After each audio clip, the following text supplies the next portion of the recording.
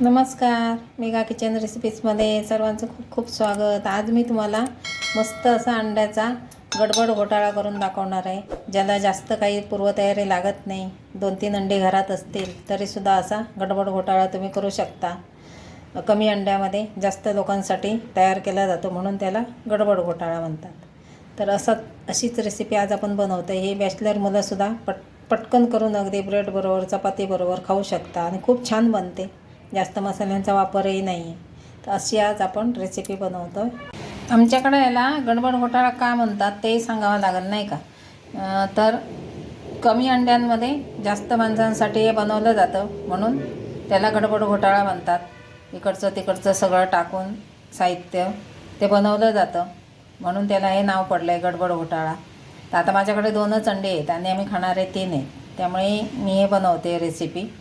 तर लसूण घेतला आहे, थोडंसं आलं आहे, 5-6 लसूण पाकळ्या आहेत, 1 कांदा आहे, 1 टोमॅटो आहे, बारीक चिरून घेतला आहे। आणि इथे थोडासा अंडा करीचा मसाला आहे, थोडा मालवणी मसाला आहे आणि हळद आहे आणि थोडीशी लाल मिरची पावडर पण तुम्ही टाकू शकता तिखटपणासाठी। आणि त्यानंतर अर्धा टोमॅटोची मी प्युरी करून घेतली। तर त्याची आता आपण प्रोसेस बघूया।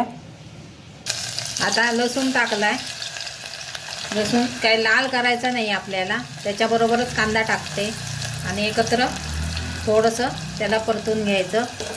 ही रेसिपी कशी पटकन होणारी आहे, म्हणजे काही तुम्हाला असं घरात भाजी कमी असेल कधीतरी, तर दुसरं काहीतरी करावं असं वाटलं तर ही पटकन होते। अशी आम्ही बऱ्याच वेळा ही रेसिपी करतो, कसं बुर्जी करतो, अंडा करी करतो, पण ही रेसिपी अशी कमी जर कधी काही असेल तर बनवली जाते। टोमॅटो टाकला आहे, त्याच्यावरती थोडं मीठ टाकते, थोडासा मऊ करून घेऊया।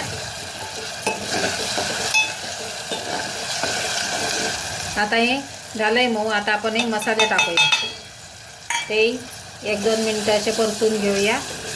थोडी कोथिंबीर पण टाकते, तिलाही मस्त असं त्याच्यामध्ये परतून घेऊया। आता ही मी अर्ध्या टोमॅटोची प्युरी केली, तीही टाकते, तिलाही थोडंसं परतून घेऊया।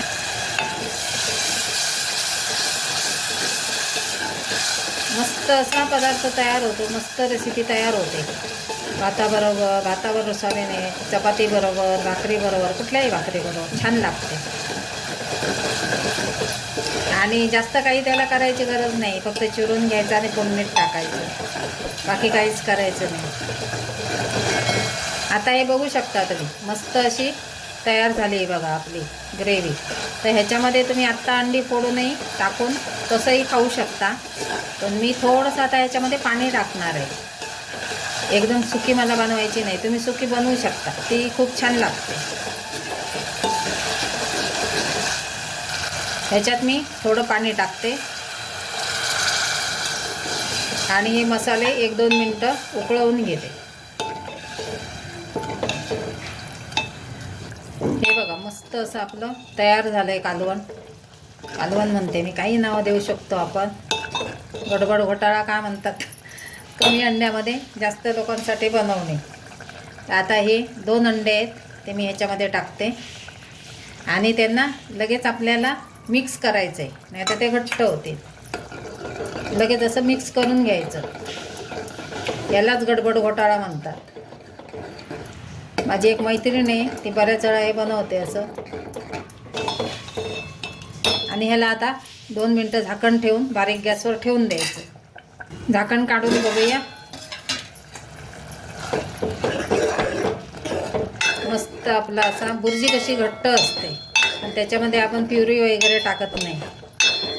तर असा मस्त असा आपला अंड्याचा गडबड घोटाळा तयार झालेला आहे। लाईक करा, शेअर करा, चॅनलवर नवीन असतील त्याने सबस्क्राईब करा। खूप छान लागतं, मस्त अगदी भाकरी चपाती बरोबर। मस्त अशी आपली अंड्याची रेसिपी तयार झाली आहे बघा, अगदी कमी साहित्यात, कमी मसाल्यांमध्ये आणि कमी वेळेत।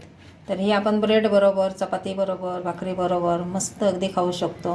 रेसिपी आवडली तर लाईक शेअर नक्की करा आणि सबस्क्राईब करायला विसरू नका।